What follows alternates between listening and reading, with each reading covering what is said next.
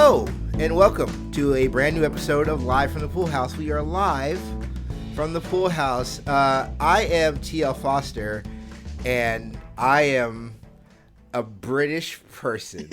Hello, Governor. I was like, I'm going to open this with a bad British accent. Like, nope, that's actually not going to happen. And I'm joined by my co-host, Sonya. How's it going? Wakanda forever. Wakanda forever. Yeah. Oh man. Well, we'll probably talk about that, but yeah. Yeah, at some point, absolutely. And we are joined today by a very special guest, and I will allow them to introduce themselves. Hello, Governor. It's me, the Queen of England. Hello. No, I'm just kidding. It's me, Abby Russell from Giant Bomb. Hello. Thank you for having me.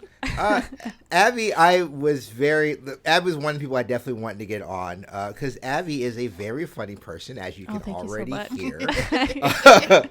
But Abby, we always ask everybody, do you have any history with the Fresh Prince of Bel-Air? This was my very first time watching the show. I knew very little about it. I think I had probably heard the intro before, although I will say watching the intro this time did remind me of oh gosh, what's the rap called from that guy? It's like a really terrible rap that's like racist. Do you know what I'm talking about? Oh gosh. I was from the Jinx with John Leguizamo. Oh, The Pest. Yeah. The Pest. The Pest. Oh my! Wow, I have had a similar like tone. I think it's probably like done around the same time. And I was like, oh, this is goofy as hell, in a less offensive way and like much better way, but in like it smacked of that like Pest energy.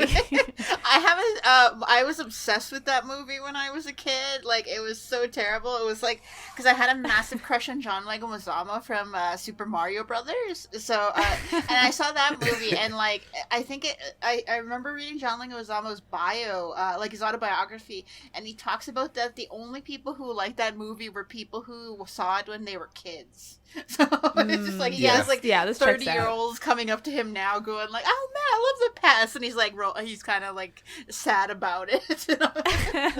That's like I saw do y'all know the movie Save the Last Dance? Yes. I grew up watching the movie. I loved that movie, and I was like, this movie's great. It's perfect. And I once saw like Julia Stiles in the street, and I didn't, but I was almost like, I love Save the Last Dance, but I didn't. And then I watched it very recently, and I was like, oh, this movie is really bad. And it made me so happy I didn't say anything to her. Well, there's like a bunch of viral videos going around now of people doing the dance that Julia Stiles does for her final dance at Julia audition, and it's just so funny to watch. So bad. I'm like, man, we thought we were the best. Oh, well, I mean, that's all when you grow up with media. It's all everything is like, everything is so great, and you go back, you're like, maybe yeah, for not. Sure. Like I just feel like with some things, I'll watch them. Like with Save the Last Dance, I watched and I was like, oh, this is bad. And I like saw it. But I feel like there are some movies that I watched so much and were so beloved for me that I watch them now and I'm like, is this bad? I don't know. It still seems perfect to me, but I think it's probably bad. That's how I feel about Batman Forever, because I love that movie. Like, no shade. And like I use it in a lot of the film talks I do about like how art doesn't have to be a certain type of thing to be art, and so like I always talk about it in a positive light. So if I ever get to teach like a university class, it's just gonna be about Batman Forever. I'm like, all right, we're gonna watch this movie, and I want 700 essays about it. So yeah, I don't know. Like I said, it's weird to me because a lot of stuff that people have like nostalgia for, I wasn't exposed to. Like, I've still never seen The Goonies. Right? I saw it a lot when I was a kid. Like, I think, but I it was never one of those things that I was obsessed with. Right. Yeah. So it's just something like I don't like. There's a lot of stuff, and I agree with you guys. Like, there's a lot of stuff like I see people and they're like, oh, this is so great, and I watch it, I'm just like, okay, I guess, right? Yeah. And, so like, it's very weird. It can be very weird because like when you put your nostalgia onto it. Like, I love The Last Dragon. I think Last Dragon is one of the greatest movies of all time. But I know it's trash. I know it's a terrible movie, and it's just ridiculous. But, like, I also want to see a guy catch a bullet with his teeth and then have a weird, like, like it's like not even it's like pre After Effects like glow and punch somebody like ugh. I think like some movies do stand the test of time. Like I was recently watching Princess Bride, and that like I remember I used to love that movie when I was a kid, and I saw Willow again, which I thought was pretty fun. Like a few movies do stand the test of time, but it's like sometimes you have to go back and realize that some of that shit was terrible. Like Super Mario Brothers, terrible, but Bob Hoskins was good. I also feel like a lot of comedies just don't age well, just with how comedy works and how humor works and how like we're always sort of evolving with it, and how a lot of times like, oh, something we thought was funny back then just like really doesn't play now, or like is maybe more offensive, or just like it just doesn't work in the same way. Exactly. Right. And I think about the movie To Wong Foo, which again John Leguizamo was in, and I was just watching it recently and realizing how much of a trans allegory it is, like, because if you watch it and you go in with that idea that Vita, Patrick Swayze's character, is a trans woman, it makes a lot more sense. But it's kind of hard to imagine what they were going for in that time period, because of like it was made in the early 90s, and like the fact that this movie's about drag queens was already a big thing, so it's like maybe we'll keep the trans story on the down low type thing. So it's just like seeing things in a new light is sometimes some of my favorite reasons to go back and watch films that I loved when I was a kid, just to see what hidden messages they have still.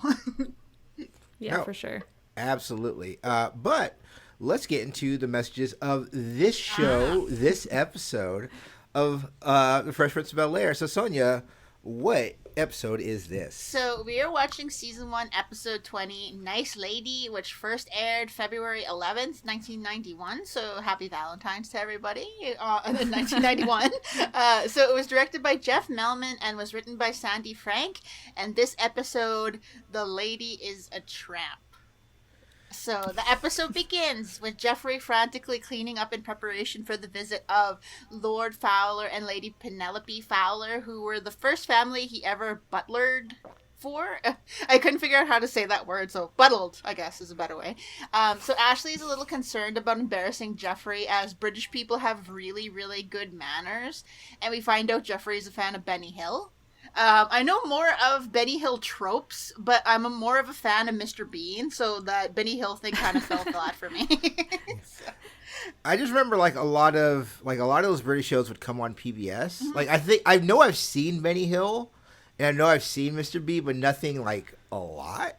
Well, I think British things have more of an influence on me as a Canadian. Like, our government-funded TV station, CBC, especially back in the 80s and 90s, didn't really have a lot of its own content. So, CBC would play things like Doctor Who and Mr. Bean. And even to this day, my mom is a huge fan of Coronation Street. So, it's like, so it's still like a thing. Like, because Canada is still influenced by British things, it's still a bigger thing. But again, like I never saw Benny Hill. Like I saw Benny Hill references in like The Simpsons and stuff, but or on Family Guy, but I'm like, I don't ever know anybody who's actually a fan of Benny Hill except for Geoffrey in this episode. So Benny Hill is when it's like cops running after like a criminal, but it's like sped up and it's got like the like wagging sax. Yeah, that's Benny Hill. Okay. Yeah, it's just like I'm just like, okay, like it's. Because I think it's weird just because for, like, being an American, like, having seen, like, being, like, our pop culture is more Looney Tunes. Mm-hmm. So, like, that's my Benny Hill is watching Scooby-Doo do the kind of the same kind of shtick. Oh, yeah. But it's, like, the in and out thing. Like, that's, like, our Benny Hill. So, I don't know. Like, it's always been a weird reference for me. I think my Benny Hill is probably more Kids in the Hall. Like, I remember watching it when I was, like, way too young to be watching it. And it was so funny to hear, because, like, the guys who did Kids in the Hall largely had Canadian accents, but it wasn't that boring CBC Canadian content that I used to hate when I was younger. And so, like, I used to laugh so hard at some of the stupid jokes that they would do on Kids in the Hall. Like, and I always loved the way they always dressed up as women. That was my favorite thing about the show. I don't know how much you know about Kids in the Hall, but it's like this comedy troupe. They were actually... I know it's like sketch comedy. Yeah, sketch comedy. They're Canadian, right? Yeah, they're Canadian. Yeah. A lot of them went on to like further success, like Scott Thompson and like all I can think about is Scott Thompson getting to be on Hannibal. But like a lot of them have gone on to successful careers and stuff. But it was, I mean, it's like Kevin McDonald. Yeah. He runs like a ton of like comedy workshops. That's mostly how I know about them. Is I have all these comedy friends who are like, "Oh, I love Kids in the Hall. Oh my god, I got to do a workshop with Kevin McDonald." And I'm like, okay. Well, it's funny because Kevin McDonald actually lives in my city of Winnipeg, and I did not know this until like about 5 or 6 years ago. And I was on the street, and this man walks up to me, and I see that he's Kevin McDonald, and I'm like, oh, and I just sit there for a second, and then I lean over, and I'm like, excuse me, and he looks at me, and I tell him, the Chicken Lady is one of my favorite sketches from Kids in the Hall, and he starts laughing his ass off, and he's like, thank you. So because he played the bearded lady in a Chicken Lady sketch, so I loved him in that one. So but it's so weird, like, yeah, because like I think everybody has their own Benny Hill in each country, and I think like, yeah, Benny Hill is English and Kids in the Hall is Canadian, and SNL I guess is America. So yeah, that might be the best way to put it. But I also love this episode, Will in his Jamaican outfit, like when he is like insulting Geoffrey, or when he calls Aunt Viv a beautiful American woman. Just the way he comes in all happily and says that to her. That is so cute. I also love that she like did the accent back to him. Oh, yeah. Like she kind of met him on his level, which I thought was very charming. It was very cute and just like adorable, and like I just Will's energy in this episode is so cute to me. I just love it. Also, those glasses he was wearing in that scene are like chef kiss amazing. Like they were some sort of matte like lens. I don't know. It looked really cool. Like and they were kind of geometric. It looked so cool. But anyway, so Will is trying to scheme his way to a concert one state over. When I was a kid, I used to think that was such a far distance and until I drove it myself, San Diego to Las Vegas, and I could drive that in my sleep. Like I think it's like LA to, let's say, Vegas. So that's like about 4 hours, maybe. That's a distance. So like I looked it up. Yeah, I don't know. Like if I go, because like the only thing I would go is like I go like to Florida to like Alabama maybe to drive, and that's like an 8-hour drive. Like it's not long, but it is. Like I don't know how to explain it. It's just like a lot. It's 4 hours and 40 minutes from LA to Las Vegas. So I've driven it's 4 hours to my parents' house in northern Manitoba, and so like I could drive that pretty easily. That's like a day trip to me, so it's not too crazy. But let's see, the running joke of Will taking the car and something happening to it. This is one of my favorite things this season. I would have loved to see the Nia Peoples mural drawn on the car. Like, so there's a scene where Aunt Viv says that Will brought the car back and it had a Nia Peoples mural drawn on the side. I didn't know. I had to look up who Nia Peoples was, and I only know her because she was in a Prince video. So, oh, really? I don't know who she is. Yeah. What has she done? I think she's a singer. Hold on, I'll look it up again. Yeah. I should have wrote the notes in it. But yeah, like I had to look it up this time just to see it. But she is in a Prince video. Let's see. She's really pretty. She's American. Do they ever have any like outdoor scenes? Because you said you wanted to see the car, but like it's all on set. I haven't watched. It was also very jarring to watch like a proper sitcom again. I haven't seen one in ages. But like, are they ever outside? Occasionally. So this first season is very much set driven. And the reason why I think that is I believe that a lot of episodes were already kind of like they shot a lot before they realized like how big the show was going to be. So that's one of the reasons why like it doesn't feel to me like a regular sitcom. And I've made this point previously. It feels more like a play because they're all very set, like driven, and even the blocking from the shots, like it feels very play like, as opposed to like as we get further where it gets more sitcom-y, where it's more like less like there's sets, but then there's also outdoor shots and everything like that where you kind of see more of the world. So that's it can be very jarring because like I said, not only is it like very traditional, but it's like it almost is an archaic way of shooting these shows as compared to now. Yeah, for sure. So Nia Peebles was in The Fosters. She was in let's see, Walker No Texas Relations. Stranger. She was on Matlock. A few movies she was in include Battle of Los Angeles, Citizen Okay, Jane. so she was like an actress. Yeah, she's also a singer too. So she was in the TV series for Fame, apparently. But yeah, Yeah, she plays like one of the big names in Fame. Oh yeah, so she's pretty cool. So she deserves a mural drawn on somebody else's car. So Lord and Lady Fowler arrive, and Uncle Phil starts talking in a British accent. I've never had this happen, but I did start quickly picking up Australian slang when I visited Australia, and started to say things in their twang, like mob. Like, so I went, yeah, like it's what they call, it's what Indigenous people call other Indigenous people. So like, as an Indigenous person, like they started referring to my family back home as my mob. And like, it was really fun things to say. Like, I was just like, but have you ever had that happen where you would pick up somebody else's accents? Oh, for sure. Well, my thing is, I think as a comedian and someone who likes to play characters, sometimes I'll hear someone like just speak in kind of a wacky way. And sometimes I really have to fight the urge to not just like immediately say the thing they just said back at them or be like, oh, they're like, I'm not with them. I don't know them. But like, I can't just like loudly like do an impression of them in front of my friends, even though sometimes I have the urge to. But I've definitely picked up like people's slang and mannerisms and stuff like that. I'm very bad at doing that. So, and the reason why, like, I grew up on a military base in Germany. I was born in Germany. Oh, cool. And then when we moved, I started school in the Netherlands. And I was around school with like all British kids. All right. Interesting. So, my would have been first grade class. My first grade class was 5 American kids and the rest were all British. So like if I'm around Americans, I have like what would be considered an American accent.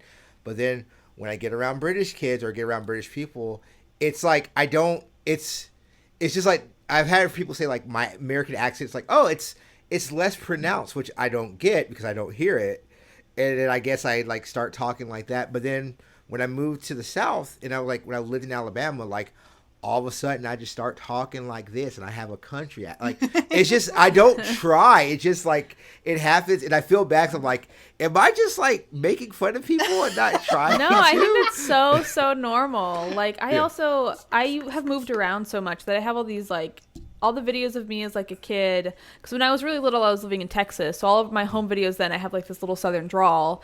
And then we moved to Boston when I was like around high school age, and looking at those videos I have like a Boston accent, which I didn't realize I had at the time. So like I totally get that. Like I feel like that is, I think, very common. Like I have Australian friends who like when they're with other Australian people, like their accent picks up much more versus when they're like with more Americans. It's just they sound very American. Well, I think that's something that happens to me too, because I have to code switch a lot as an Indigenous person, because like the voice I use with you guys is not necessarily the way I speak with my family or like friends who are Indigenous, and so it's like it's really weird because sometimes you don't realize you're doing it. But I also really loved how Americans would make fun of each other's accents. Like there's that scene in The Simpsons where Marge is doing a musical production of Streetcar Named Desire, and there's that scene where Lisa she's trying to stay in character. So Lisa's like, "Hey Ma, would it help if I talk like this too?" So it just like always amused me. But my dad is terrible for picking up other people's accents because he loves mimicking people, and he actually got banned for life from a grocery store in the Paw, Manitoba, because the cashier had a really thick northern Manitoba accent, and he copied it, and every time he saw her, he never meant anything malicious by it, but she got so offended that she demanded he not be allowed into the store. Oh my anymore. God. and like he kept making it worse because as they were kicking him out, he was doing the voice, and she was getting like redder and redder. So it's my God. And so yeah, like my dad is not allowed in the store in the Paw, Manitoba right now. The poor man. But I think Uncle Phil's accent is not too bad in this episode either. Like it's really soft spoken and not too like Cockney. He actually sounds pretty as the British would say, posh. So Yeah. As someone who very recently, for reasons I will not bring up yet, has been trying to learn how to speak in like different English dialects, like it's really not bad. It's like it's really good. But it's also very difficult. Like it's just like difficult to do. It's difficult to try to learn how to speak in an accent and like do a character voice in an accent. So he did. Like I said, it was a tremendous job. well, and accents are always hard to do. Like I know the two dudes who played the Australians in Pacific Rim, Australia totally massacred them as a people because their accents were so terrible. I remember when Crouching Tiger, Hidden Dragon came out, two of the actresses weren't actually, I believe, Cantonese speakers, so people were tearing apart their accents. And so it's just like really bizarre because, or I remember when I first saw Kill Bill, and we were watching it in my dorm room when I was like 18, and a bunch of foreign exchange students who were from Japan were watching it with us, and they actually burst into tears laughing when they heard Lucy Liu speak Japanese. So it's like it's always funny to me to see these types of reactions people have to like their native languages being spoken by non-native speakers. I think it's like really cute to me because it's like I don't notice a difference between a legitimate like Texan accent and a person pretending to be Texan, but I imagine if you guys had heard it, you would hear the difference.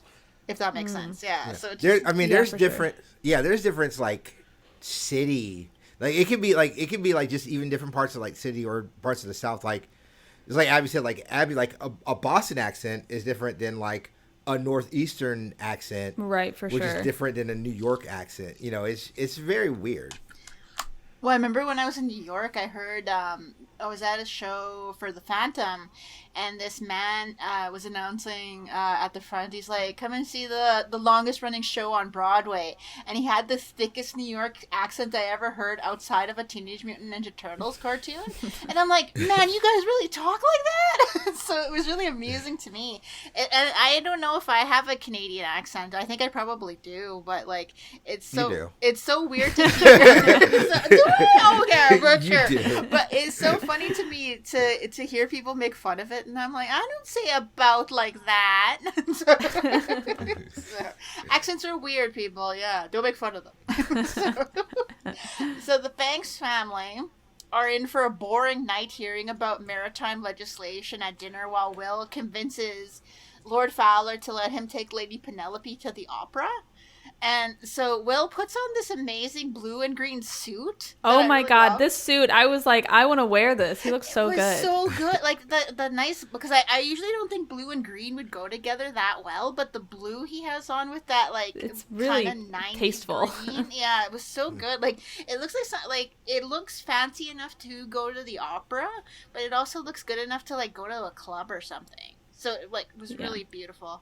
So he packs his bag for a night at the opera, which includes like a spitball straw, a bunch of comic books, his like snacks, his portable TV. Like I looked up, I think that's what a Watchman was, right? Like, let me look that up. Hold on one second. Oh wait, he had a Watchman. A Watchman. Yeah, hold on. Let me see. I've never heard of that. I think it's a portable TV because it was like it was something my parents had when I was a kid. Yeah, okay. So it was a tiny little like radio controlled TV. Oh, cool. Yeah, so it would be like, okay, here, I'll show you guys a picture on it. But it looks like a radio, but it has a screen on it. You can see. Oh, sure. Yeah, okay. Because I distinctly heard him say Watchman, and I was like, man, I wish they still had those. Like, I guess your phone is basically a Watchman, but still, it's just like, but so Geoffrey gives Will a stern talking to about being on a normal person's best behavior, because like he doesn't want to look bad in front of Lord and Lady Fowler, which I understand, but I don't understand how. I guess it's his reputation is at stake, because I'm like, what could Lord and Lady Fowler do to him if Will messed up? Like they can't fire him, but I guess they would tell all of England that he was like a terrible host or something. I don't know. Yeah. Maybe it's just about his pride, his reputation. Yeah, that's what I'm thinking. But it was still kind of weird because I'm like, I know my first boss, and I used to like joke around with him when I was a kid, and like I don't know if I would ever feel like I disappointed him if I had to take his daughter out on a night at a town or something. But I guess that's because I'm not British. But Right. I want to see. But yeah, again, I still want that Watchman, even though I still think it is basically an iPhone with better reception, or worse reception rather. But I also love that mention that Geoffrey has saying that close to 300 people would need to die so Lady Penelope could be queen. While we were I thought it was like 900 people. yeah, it's like Which I know. I thought that was very funny. Suddenly have to if 900 people suddenly were to die, she'd be the next queen of England. So I was looking up to see the line of succession of the British royal family, and it seems like there's a lot of people in line right now. So it's like for let's see, the elder daughter of Peter and Autumn Phillips and the Queen's first great grandchild Savannah, who was born in 2010. About 20 people would have to die for her to be king or queen. So the current line of succession is Prince Charles, then Prince William, then Prince William's kids, and then Prince Harry. So it's like, man, that's a lot of succession. So it's like, I hope they're not all in one place at the same time. So, Isn't that the plot of the King Ralph? Yes, it is. No, not King Ralph. I'm thinking, what's the plot of Princess Diaries? Isn't that like the whole thing of like Anne Hathaway's character? It wasn't like, oh, her family can't all be in the same room. I mean, it's sort of. It was like her dad, who was king, died, so she was like the next in line. Right. She didn't know she was a princess. That movie is a classic. That movie, I think, holds up. Big fan. I don't know. I haven't seen it since forever ago. I like how I thought it was King Ralph you were talking about. I'm sorry. But that was basically the plot of King Ralph. They were all taking a picture of the British royal family and everybody died because they were electrocuted. And so they had to find, like, that was like about roughly 80 people. And then they had to find out who was the next in line to be the King of England. And it was this random American guy played by, what was his face? John Goodman. Yes, it's John Goodman. So he became the King of England. But so I love the sibling team up over how boring Lord Fowler is turning out to be, and this cute little scene where Ashley's like, "Oh, I don't feel so good," and then Carlton totally calling her out, like, "Stop it, we're all in this together." Like, I would totally do that if my sister was trying to get out of this. Oh. Yeah, I don't know. I just remember, like, whenever I would be around someone that was like boring, I would always have like my Game Boy or something. Oh, really? Like something to just be like, I don't have to like space out and just not pay attention to any of this. I wonder where they went for dinner. Like, that's what I'm wondering too, because I know that specifically the kids are probably doing this so they don't insult Geoffrey. Which I appreciate. Like, I think it's super cute that they're like willing to go along with this for Geoffrey. But yeah, I'm just like, where did they go for dinner? Did Lord Fowler talk through the whole thing? What is maritime legislation anyway? Why does it go so far into the past? Like, oh my god, it's so annoying. But yeah, I would be bored too. I would need to bring comic books or something, especially if I was Ashley's age. But I was a very polite child. I would just sit there quietly and just be bored. Oh man, like I've done this sort of thing before where I've had to sit in rooms with elders that I didn't really know and have to be quiet and stuff, but luckily my parents would not make it last that long. Like, I could not imagine spending the whole night just like listening to some guy drone on about something I did not know anything about. I've definitely had to be around. Like, I remember like being younger and literally losing like days, not a day, but days, like, of being around people who like it's stuff that you as 4, 5, 6 years old, like, you would have no idea about, but they wanted to talk about it, so you would just kind of just sit there. It's like that scene in Majora's Mask where the old lady is telling the story of the history of Hyrule or whatever, and how you have to have a specific mask to keep you awake the whole time. Yeah, it was so cute. But anyway, so they're heading to the opera, and I was looking up the Los Angeles Opera, and it is the 4th largest opera in North America, and currently they have an upcoming season which includes Don Giovanni. And don't let this talk fool you, though. All I know about opera has come from the TV show Hannibal. So, like, but I had to look it up because I'm like, how well renowned would the LA Opera be for this, like, English woman to want to go see it? But also, I mean, she didn't. I feel like bigger cities like do have like a good opera scene, right? Yeah, like New York has the Met. Right. New York has the Met, and the reason why I think that, like, I have a friend who just recently moved to the Bay Area. Because they actually he plays jazz, he plays saxophone, but like there's not really like a saxophone scene here in Jacksonville, Florida. So he actually went, and I think he works for the I think it is actually the Opera House in San Francisco. Oh, cool. And like, so yeah, I'm used to like hearing like bigger cities having these things. Like, it's culture stuff that, like I remember being like a kid and like hearing about opera. It's like, oh, you're gonna hear about Carmen, and then like oh, Carmen, and then the thing that every kid does is like, oh no, wait, no, Carmen actually whips. Like, what is this? Like, I wanna watch more of this, and then like you get like I love opera. I don't speak Latin. I don't know anything about Latin, but I like musicals, so like of course I would like opera, like the idea of it. Yeah. I've always wanted to see opera live. I've never gotten a chance to yet, but one day I will. It seems fun. I don't know. Right. It seems just like a fun art experience. Also, just as far as her, like, when you see a show in LA, there are also a lot of companies will have like touring companies. And it's also not uncommon for like, oh, this LA theater has like this very specific show happening for like a temporary amount of time. I would assume so. I mean, that's how it is with like other art like performances. So what I did when I went to New York. Like, I was because like New York, specifically their theater scene, was something I was really excited to look into when I went, because the last time I went with my dad wouldn't have been able to sit through Phantom of the Opera, but like even with all the exploding and chandeliers falling and people being killed, I don't know how you wouldn't like that. But like, I went last time and I was just Googling like what plays were going on at this time while I was there, and I ended up seeing this really good play called Seared with Raul Esparza.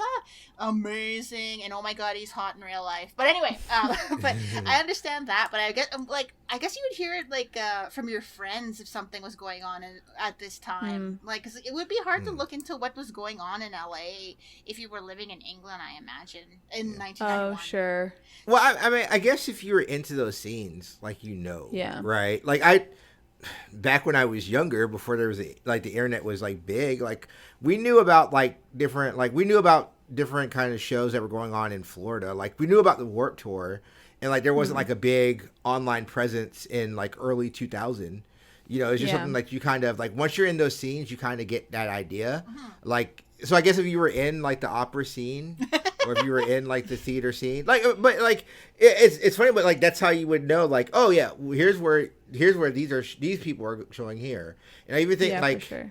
I even think here in Jacksonville we have the Florida Theater. So like when we did get Hamilton for like 2 weeks, which I don't like how that's a whole other thing, but like, we're gonna have a Patreon show about it. Well, no, it's just like how they run the theater system here, especially because we don't get a lot. But like, people knew it was coming like ahead of time before it was even advertised, because it was like, oh hey, I work with the theater group here, and this is what we have planned. So like, that's how that word of mouth probably would have gone. Yeah, I don't think it's that uncommon to be like, oh, I really like this thing in my hometown, I'm going to a new place, let's check it out there too. Like, oh, I'm into comedy, let's see what the comedy theaters are like here. I don't even know what's playing, I just want to go see what they have. Man, now I'm missing traveling just because of COVID. Damn it! So, this is making me want to go check out stuff. But again, we'll be doing that in the future. So hopefully. So we find out that Lady Penelope is a bad girl who wants to go to the roughest bar in Los Angeles, and she steals Will's car after she says she can't go. So he follows her to the bar, I'm assuming on his bike or by cab, and finds out she is ripping people off at 3 Card Monte and dancing to Red Hot Chili Peppers and hooking up with some biker named Otis. So Otis gets jealous when he finds out Will is trying to take Lady home, and they get into a fight. So that bar looks so cool, though. Like, I don't know how Will got in, though, but I guess because it's a bad bar, they didn't really care. Plus, the bouncer was getting beaten up. So, like, because we find out at the end of the season, Will is 16. So he would, Right. Oh, really? Yeah, and I think Yeah. that, like, I don't know about America, so you can get into a bar at 18, you just can't drink till 21? I think for most bars in the States, you can't even get in until you're 21. Oh. Depends Yeah, on the bar, yeah. but like liquor licenses here are really strict. Yeah. I don't know. I've worked at a ton of places that have had liquor licenses that aren't specifically bars, and there's like so many hoops you have to jump through for them. Mm-hmm. Yeah. I know, like, if the big thing years ago when I was in that age range, what people would do, like, if you were 18 and you could go into a bar that served alcohol, they would do the X thing. Like, Sure, yeah. Yeah, if people remember, If you're like, going to like a club or like a music hall or something. right. If people remember, like, in the early 2000s, like, back when there was, like, a huge straight edge scene. Like, that's why a lot of people who do straight edge would do the whole X's at all times. Oh, They were that's just why like- CM Punk did it. Ah, Yeah, I'm it's just learning. it's the whole thing of like, hey, these people aren't drinking because they're underage or don't decide not to drink. But yeah, no, but I have gone to a bar when I was not 18. Actually, so it's funny because it's my birthday the day we're recording. Happy and birthday! this happened on my birthday. So when I went to college, I went to college and I was 16 when I graduated high school and I went to college. Oh, wow. So on my birthday, I was like, oh, I want to go watch, because my birthday is always like coincides with college football. I was like, I'm going to go to a bar and watch college football because that's what I've seen adults do. So of course I'm going to do that. I walked in, no one ID'd me. No one asked me, hey, can I see who you are? I literally just walked in, walked to the bar, and I go to the bar and I ask the guy, it's like, okay, can I want to get a drink. It's like, what do you want to drink? Oh, I want a Sprite because I'm 17 years old. What do you mean a drink? Yeah, a Sprite. And the guy's like, oh, you don't want anything else in it? Nope, just a Sprite. and then he gives me the Sprite and he's like, and I was like, okay, so how much is this? He's like, oh, it's just soda, so it's free. And I was like, oh, cool. So I was just like, I ended up spending my birthday at that bar, just sitting at the bar drinking free Sprite because the guy thought I was going to buy a regular drink or whatever. I've done it. Have you ever done that, though, where you go into a bar and not know what to drink? Because, like, I have been, I'm a pretty big teetotaler. And the first time I went to a bar, I just felt really awkward in terms of not knowing, one, what was good, two, what was cheap, and three, what wouldn't get me sick. So the first time I went to a bar, I was just like, okay, give me a drink that doesn't taste like booze. And they just gave me like a cooler. That was fun. Oh man, like, because drinking is weird, because like in Canada, like where I am from, it's 18, but people aren't really strict about checking IDs, except for places where the ID age is 19. Because one time I wanted to go see sneak out to see Hedwig and the Angry Inch was when I was in Vancouver, but it was 19 to get it in, and I was only 16. So they were like, just get a fake ID, and I got too scared to go be a bad girl. I don't know. Like I said, the only time, cause I usually just just rum and coke. It's fine because you can nurse rum and coke and it's watered down enough where it's like you don't barely taste the rum, so it's Anything fine. with soda, I'm like, Yeah. yummy. Yeah. But I remember being at the first PAX I went to. So this would be like 2012, and this is the first time I actually went anywhere as press. And I'm at this press party, and they don't tell you these things. So I go there, and they have it was for the Witcher 2 party. I actually remember which one. Wow. It's for the Witcher 2 party, and they had this special themed Witcher drink. And I was like, oh, that's cool. I'll buy that and try that. And then I go, and she makes a drink, and it was fine. And I just remember she's like, I was like, I told the bartender, I was like, okay, how much is it? And they're like, oh no, your press, all the drinks are comped. And it was just like, excuse me, what? And then I proceeded to, that was like the coldest drunk I've ever been, walking around the streets of Boston, just frozen while drunk. It was a crazy time. It was fun though. I enjoyed it. Oh man, free drinks are always the best, even though I never take part in them that much. But like free drinks usually mean free food, so I am there every single time. Those little sandwiches and stuff, like at film festivals, for parties that they have for networking events.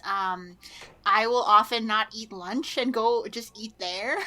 So, like, because I'm one of those like emerging filmmakers, and so they actually know to they order way too much food for those events. So I'm just like loading up, and I'm like, okay, I got my bag lined with Ziploc, so we gotta take these as well. So it's like, because I am still one of those people that if you're gonna give me something for free, I'm gonna abuse it. So that's me. But I love this Red Hot Chili Peppers song that's used in the scene. It is Higher Ground, the cover of the what was it, Stevie Wonder song. So it also played at the beginning of the Power Rangers movie. So this song is actually what got me into the Red Hot Chili Peppers, because I heard it when I first saw the Power Rangers movie, and I'm like, man, this song is amazing. So it is. So please don't throw shade at me for being a fan of the Chili Peppers. But I love how fast Lady Penelope works, because she already has a boyfriend by the time she's been in that bar for like an hour and a half. So good on her. Like, not a good boyfriend, but like... I'm about to say, like, that dude's a creep. Like, she just literally got, like, that dude... But he has a motorcycle, so he's got some, like, respect on his name. Yeah, he was sad when she dumped him. He was ready for, like, the long term. Yeah, he was there for her, Like, he wanted that he wanted to be the next Lord Fowler, basically. So Will heads back to the house and tries to get Geoffrey's attention, which is one of the best scenes in this show for me, because there's this whole bit where he's pretending to do all sorts of animal sounds. My favorite being the monkey sound, which actually draws the attention of Aunt Viv and Uncle Phil. So, until finally he just gives up and just uses his spitball, I think it was, or was it like a little... can't remember. It was like the spitball, like the spitball and the straw thing. Yeah, I think it was probably one of those, like, when you were a kid and you fling elastic bands at people. I think that's what it was. I could not remember though, because like it didn't look like a straw. But anyway, so with Will's concert and Geoffrey's reputation on the line, they head out to get Lady Fowler, which was really funny because I love this whole scene where Geoffrey tells Will that he used to tell Penelope that there's no excuse for lying. And then he goes into the next room and tells Lord Fowler that his cousin has malaria. And I must go to quarantine at once. I enjoyed that. I also enjoyed a few scenes later when he comes back and he's like, Lord Fowler's like, how's your cousin? And he's like, I have no cousin. He's like, oh, malaria. Tragic. I found that very funny. I did not know how bad malaria actually was in like, even now, until I actually went to Bangladesh. We had to take anti-malaria medication when we went there, and I actually wanted to get malaria because the anti-malaria medication was the worst thing I'd ever taken. And, like, I remember when I called my doctor to say, like, oh my god, this medication's making me sick. She's like, okay, it's better than having malaria. Keep taking it. So just stuffing it down my gob. And, like, it's still a big problem in especially near the equator. So, like, it's still a funny thing to talk about, but it's still pretty serious. Yeah. No, it's definitely, like, it's a big issue with, like, Afro-Caribbean nations. Like, have a big thing with malaria. I just remember learning about it. So my mom's originally from Miami, so I have like a lot of family who are like Afro-Caribbean. So like I remember hearing about it then, and then like you would read like stuff like Old Man in the Sea, where it's like this whole thing. Is it Old Man in the Sea? It's one of the Hemingway books. Like one of the characters like catches malaria, and it just seems like the worst. It's like the Black Plague. And I just remember reading it and be like, I never want any of that. That's awful. I don't never want. It's not. not great. Yeah, no thanks. Like sweat yourself to death? Nope. I wouldn't want to do any of that. Mosquitoes give you malaria, right? That's, Yes. That's That's the carriers, the mosquitoes. Yeah, and that's why mosquito nets are such a big thing in those parts of the world. I had to have one when I was in Bangladesh. Yellow fever was also something that was a big thing down there. Wow. Like it was it was really weird because you don't realize. Well, I guess now with COVID, but you don't realize how devastating an illness can be when it's like in terms of that when it can basically fuck you up if you don't use bug spray and stuff like that. Like I guess it's kind of the same thing we're going through with COVID right now, but yeah, like it was such a weird experience, and I think it prepped me for COVID probably just to have those, like, not just taking precautions rather to make sure I don't catch it. So, Right. Yeah, but Will and Geoffrey head back to the bar, and we see the bouncer from an earlier scene getting into another fight when some guy told him thank you, and the bouncer's like, "What do you mean thank you?" And then they fight off screen, which I really loved. I also enjoyed that one. the poor bouncer is just getting into such like trouble. Like it's like, oh, I feel bad for him. I hope they pay him well. So we find out that Lady Penelope stole Otis's Harley and his heart and took off, and Geoffrey doesn't believe him and so they get into a fight with this really perfect scene where they run past the camera with Otis holding Geoffrey in his arms. Or when Geoffrey jumps on Otis's back was also a pretty good fight scene. I'm like, man, Geoffrey's like one of those thugs. Like he's fought. He knows what to do.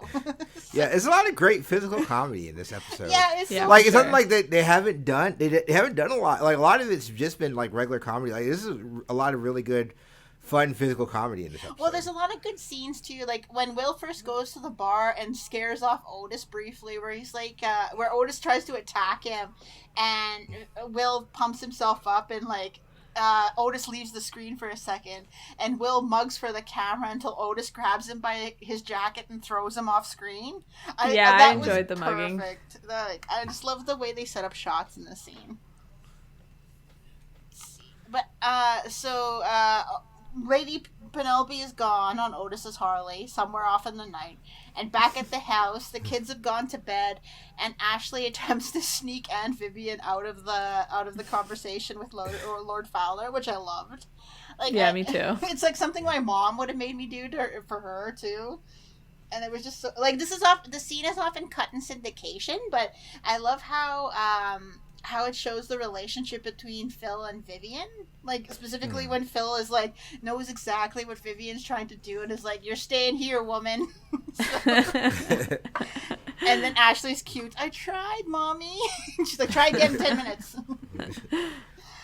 Yeah, I mean, we talk about it a lot, but I just really love their chemistry. Like it's and like, because Abby brought it up, like other sitcoms, like the thing that not a lot of sitcoms, the families, like the parents don't seem like an actual couple. Like to me, it's like this show and like Roseanne.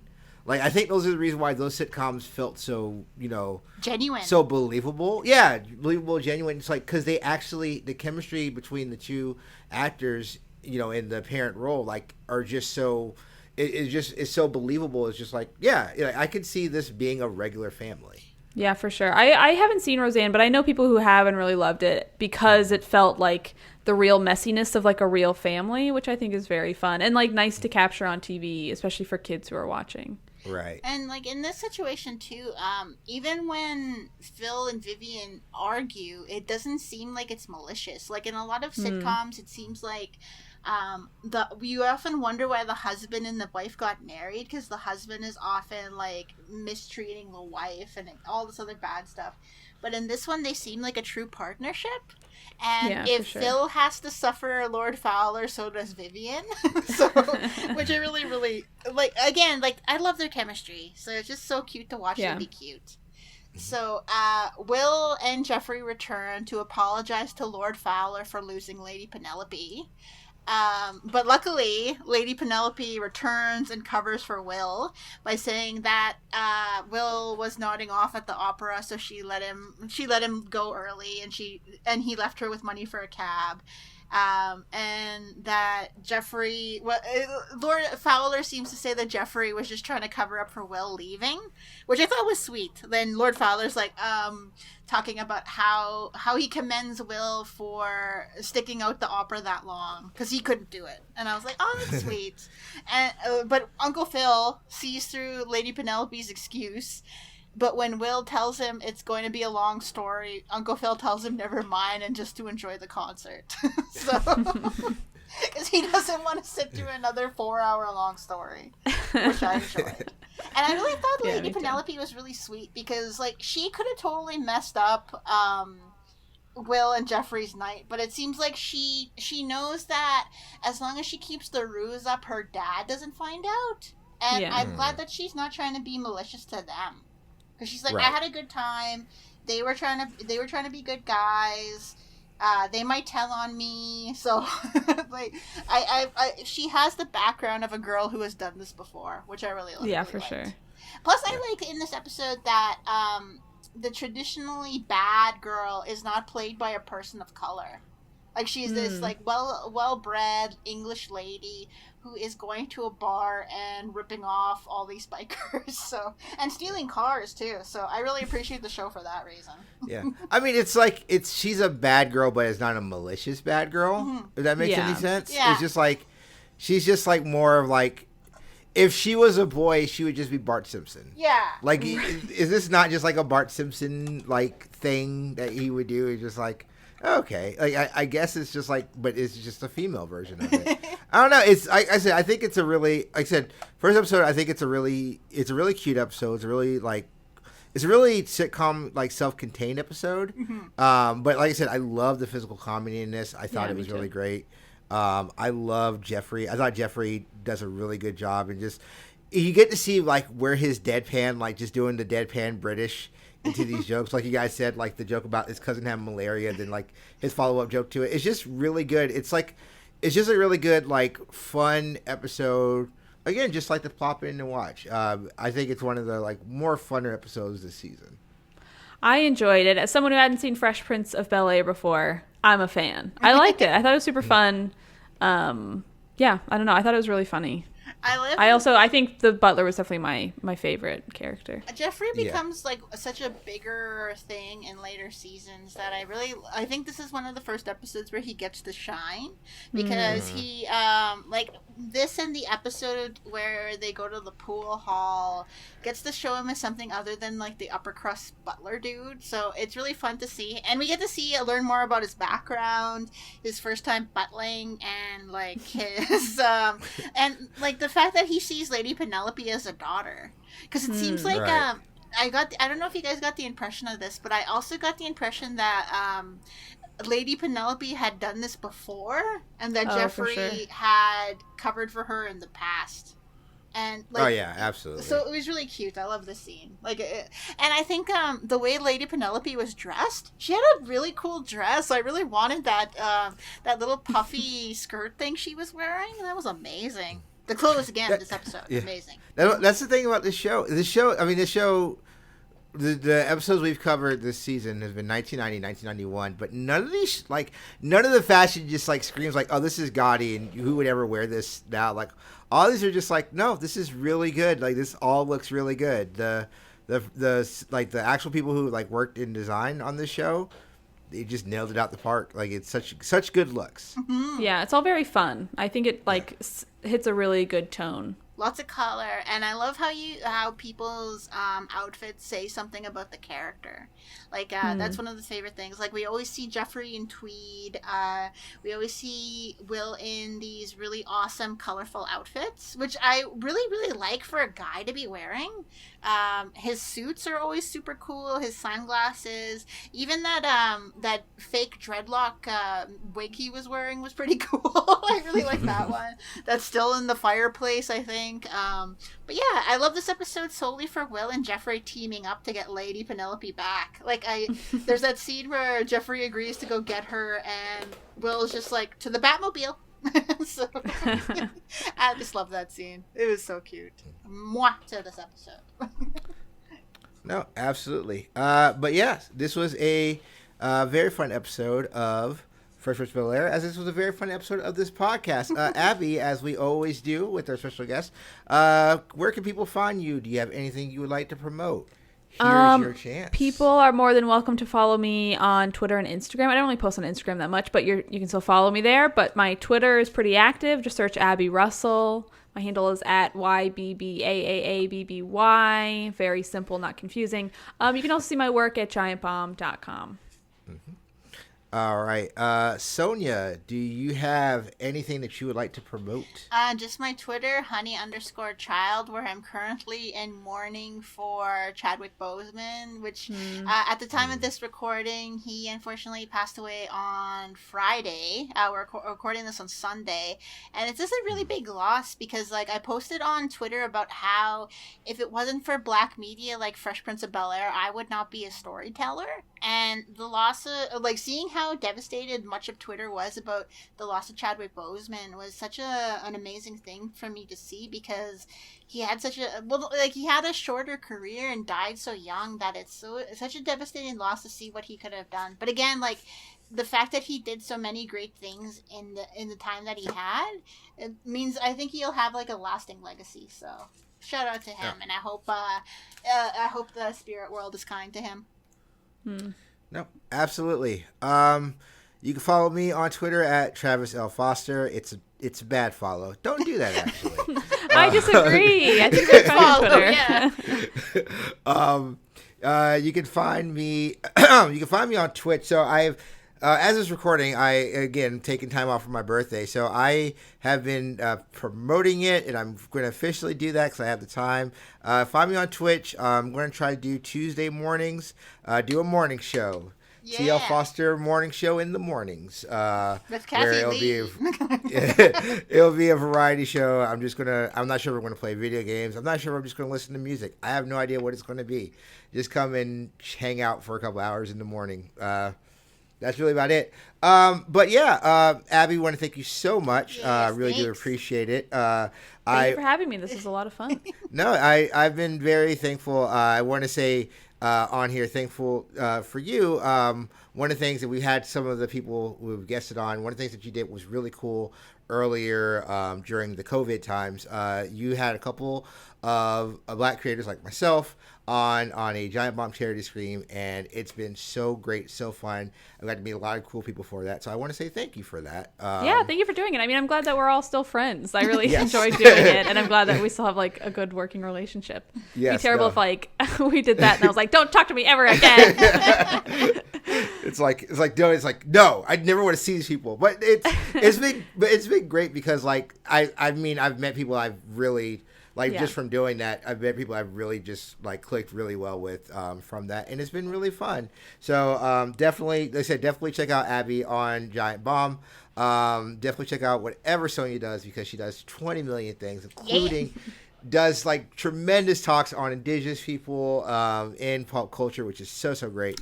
And if you see what I do, you just look at it and just be like, I can't believe you did that. All right. But for Abby, for Sonya, I am TL Foster. This has been Live from the Pool House. Don't get thrown out like jazz.